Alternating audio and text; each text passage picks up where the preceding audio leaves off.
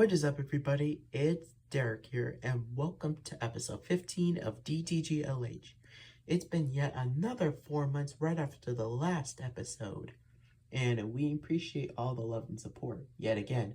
And also, we changed up all the thumbnails for the first 2 episodes of season 2, along with all the other previous season 1 episodes. It was for 2026. But anyways, I'm not going to drag this intro for too long, so let's just jump into this episode, shall we?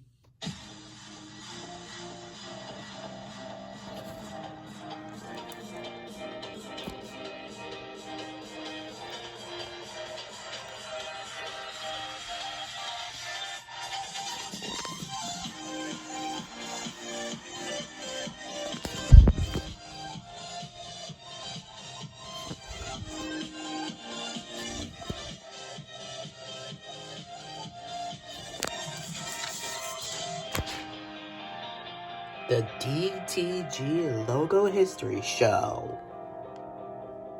Everyone, the next logo we're going to be reviewing for this episode is going to be another one of the Big 5 film studios. That's right, we're going to be continuing on with the Big 5 film studios. Now, like Dereck said in the ending of the previous episode, we said we were going to do Paramount Pictures. But if you forgot about it, let's do a little flashback. Where we're going to be taking a look at Paramount. You see? So that's the logo we're going to be reviewing for today. Normally, I don't do this type of stuff when I already introduced the logo, but I might as well do it anyway.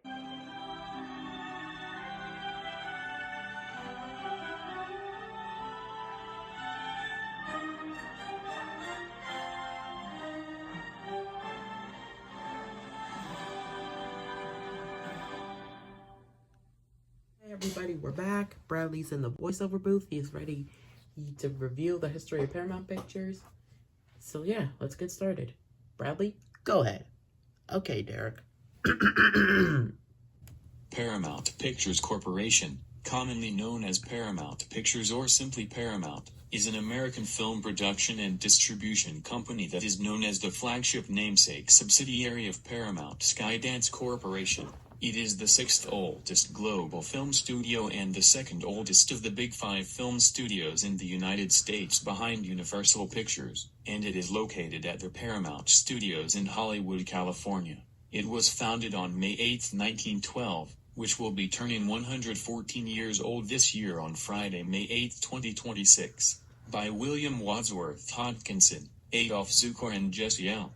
Lasky. Their famous logo consists of a mountain and 22 stars, because in 1916, Adolph put 24 actors and actresses under contract of Paramount and they were honored each with a star on the logo, but in 1967, the number of stars was reduced to 22 and their hidden meaning was dropped. In 1916, Zukor engineered a three-way merger of his famous players, the Lasky Company, and Paramount. Zukor and Lasky bought Hodgkinson out of Paramount, and merged the three companies into one. The new company Lasky and Zukor founded on June 28.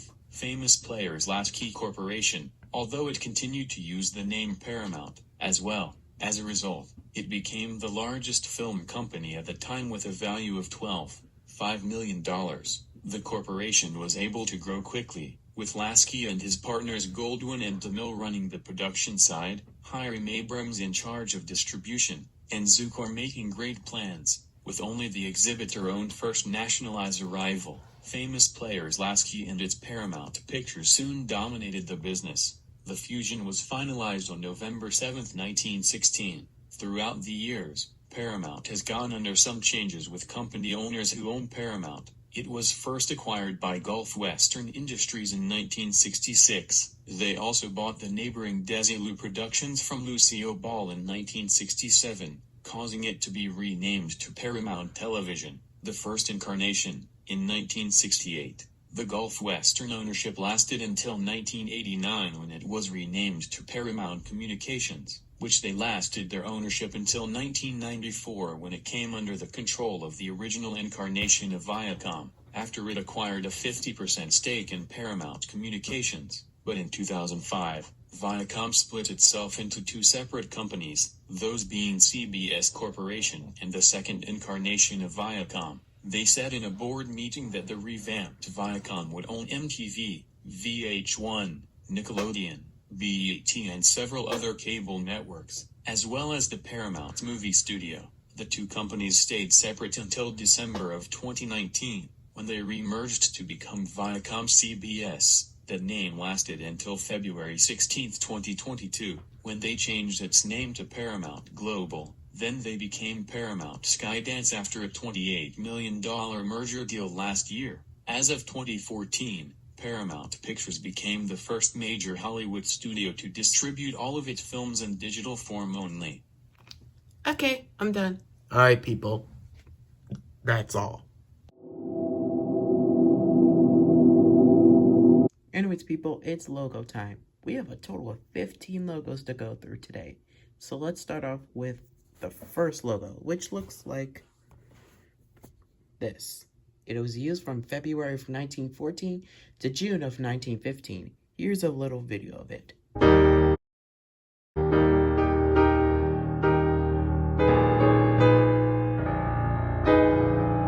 I have not much to say, really. It's just the basic logo that was just mostly used for silent films. So I have no words for any silent film logo. But we're just gonna go ahead and move swiftly on to the second logo, which looks like this. It arrived in February of 1919, and it was last seen in June of 1927.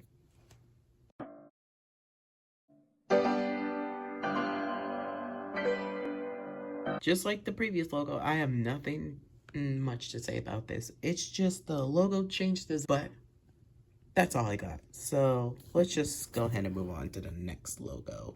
And the next logo looks like this.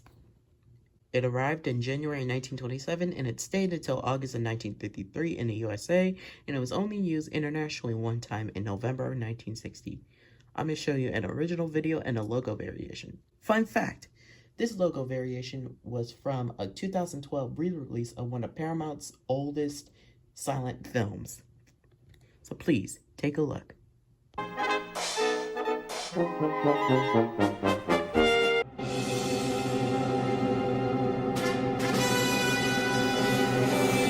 I kind of like this logo, but the mountain looks a bit kind of spooky, but I do like the Paramount text and the stars and the clouds overall. But anyways, I'm not going to drag this review for too long. Let's just go ahead and move on to the next logo. And it looks like this. It was used from April 1929 until March of 1933.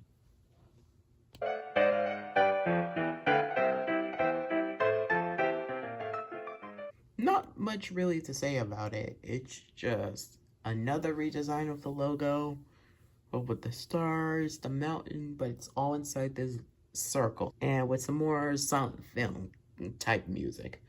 So let's move on. So this next logo, which is number 5, looks like this. It was used from October 1934 until November of 1949.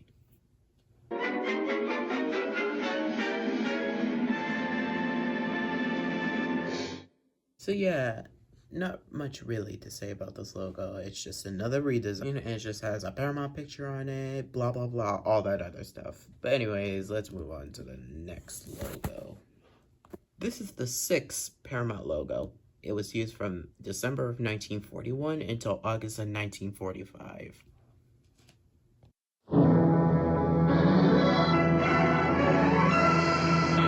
Yeah, it's kind of good. Just like I say, sometimes old logos can be good, sometimes old logos are not. But anyways, let's just go ahead and move swiftly on over to the next logo. It looks like this. Look at this. It's the same as the previous logo. It was used from February 1944 and last seen in November 1951.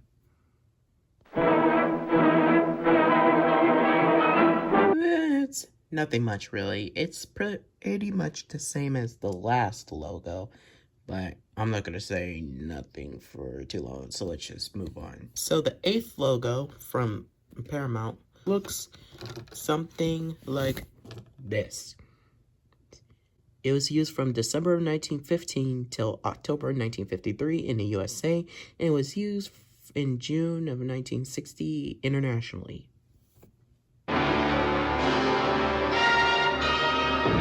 This Paramount logo looks like that other logo a couple logos back, but that's just it. So we're gonna move swiftly on to the next logo. This is their next logo, which is number 9. It arrived in May of 1953 to September of 1975. This logo has 3 versions of it. This is their first version, and it was used from 1953 till 1968. On the top half, it says a Paramount picture, but on the bottom half, it says a Paramount release. This is their second version, which was used from 1968 to 1974. This was at the time when Gulf and Western owned the company, and the words A in picture were removed. And this is their final version, which was used from 74 to 75. It's like before, but the Paramount text is modified, the stars are bigger, and the Gulf and Western text is more bigger and bolder. So here are a few videos of this.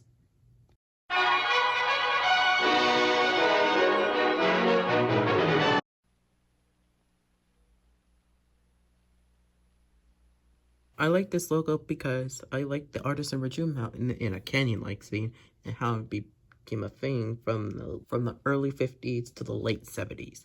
But anyways, let's move on to the next logo. So this next logo is a more decent one that was used in like a cartoon things. I'm talking about this one. It was used from September 1960 to October of 1969. I'm gonna show you a video of this.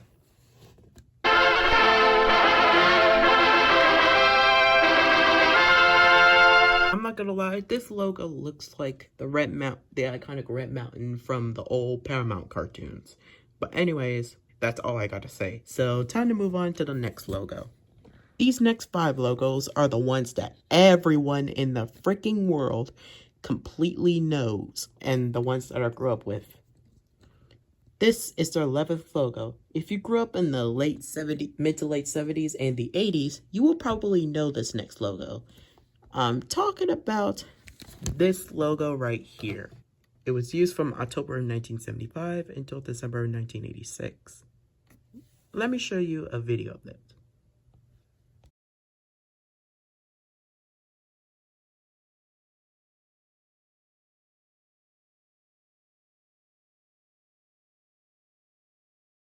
I like this logo because of its looks of it and how it became a big thing for the 70s and 80s. I like how it starts in like the logo from the previous logo, but then the Paramount and the text faded along with the stars, and then it changed to this. This is the one I like. If I had to give a rating out of the logo, I'd give it a 9 out of 10 for me. This is easily a 9 out of 10. Anyways, time to move on to the next logo that everybody knows and loves. This is for all my fans who grew up in the 80s, 90s, and the early 2000s. The logo I'm talking about looks like this. It arrived in December of 1986 to February in 2002. There are 3 versions with different bylines. This was when Gulf and Western still owned the company. The reason why they changed these logos to this is because of their 75th anniversary in 1986. And after that, they just went to this. But then they changed their byline, and it looked like this. It's when Paramount Communication. But then, and once again, Viacom pulled up, and they made this. I really like this logo, how it became a thing for the 80s. But anyways, enough talking of these logos. Let me show you a video of it.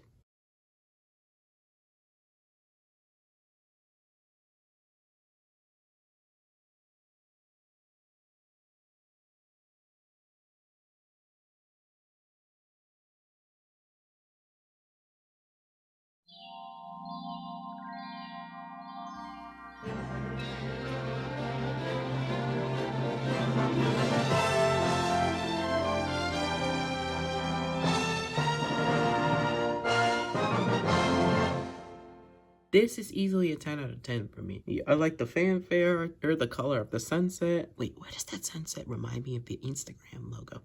Oh, but it doesn't matter. I like the logo and all that stuff. I used to watch a few logos with this movie before. But hopefully those videos, those have given you a lot of nostalgia back in the day. But anyways, time to move on to the next good logo.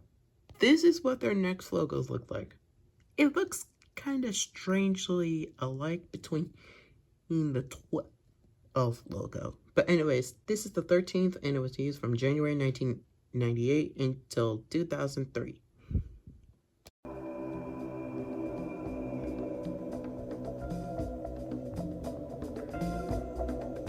Okay, I have no words for this logo, but this logo looks like it could be used for like trailers or most likely a prototype logo. If I had to give it a 1 out of 10 rating, I'd give it a 5. But time to move on to the next logo.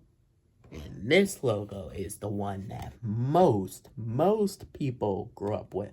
And it looked like this. It arrived in February of 2002 and it left in May of 2012. Just like before, there is 3 versions.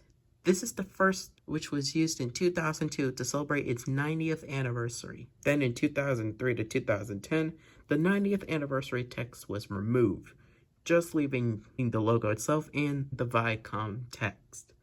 But when Viacom split itself and Paramount came under the control of the second incarnation of Viacom, the Viacom company byline changed its font. I have no words, but let's go ahead and show you a video, or maybe 2.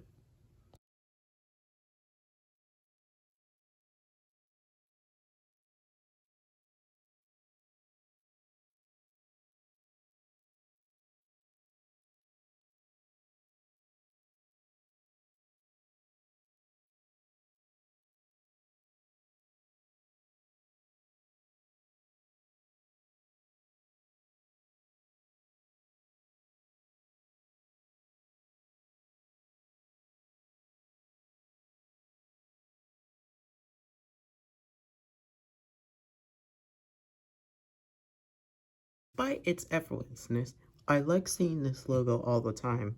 I always see it in movies around the 2010s and the early to late 2000s and all that stuff. This is easily another 10 out of 10 for me. And I'm pretty sure it gave everybody a lot of nostalgia. Or at least, because most people have seen these logos nowadays, along with the final logo that we're going to get into. So anyways, let's just go ahead and jump into the 15th and final logo for this one. Okay, people, here is the 15th and final logo for the soon-to-be 114-year-old movie studio company. And it looks like this. It has been in use since December 16th, 2011. And there is some versions. This was the first version used from 2011 to 2012 when it celebrates its 100th anniversary. And then from 2013 until 2020, the 100 years text has been removed, just leaving it look like that. From 2020 till 2023, when Viacom changed its name to Viacom CBS, they had another change in the byline, which looked like this. And then when Viacom CBS changed its name to Paramount Global, they just left it bylineless due to it being a flagship brand. And here it is as of right now. They just added the new byline as Skydance Corporation since it was changed to Paramount Skydance. So let's show you a couple of videos.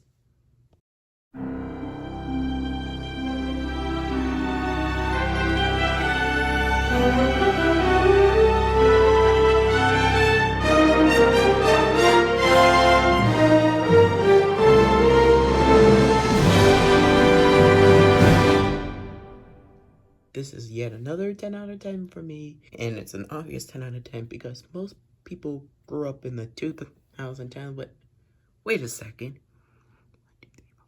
Wait a second. What the hell?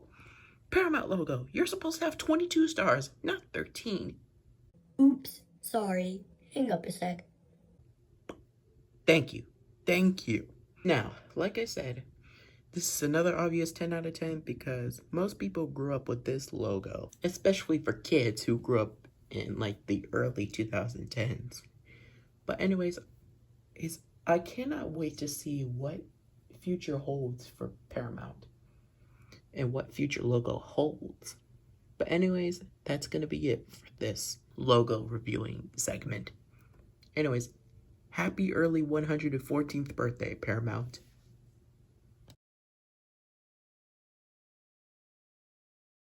Well, that's gonna be it for this video. If you did enjoy this episode, make sure you leave a big like down below, and don't forget to subscribe and show your support to the channel and this show, and come join the Galaxy fam. We are almost at 900 Galaxy fans, aka 900 subs. And don't forget to follow me on Instagram at KingDareTGalaxyElite, and don't forget to follow me on my DeviantArt and my Discord accounts. All three of those links will be in the description below or in my link tree. Anyways, stay tuned for the next episode where we're going to be taking a look at Warner Brothers. So yeah, stay tuned for that. Anyways, Bradley, do you have any final thoughts for this video? Nope, nothing, not at all. You guys better like and subscribe and help Dereck get to 900. And we'll keep making great videos like this. Yeah, that's right, Bradley. But anyways, thank you guys for watching. We all love you, and we will see you guys in the next video. Bye, everyone.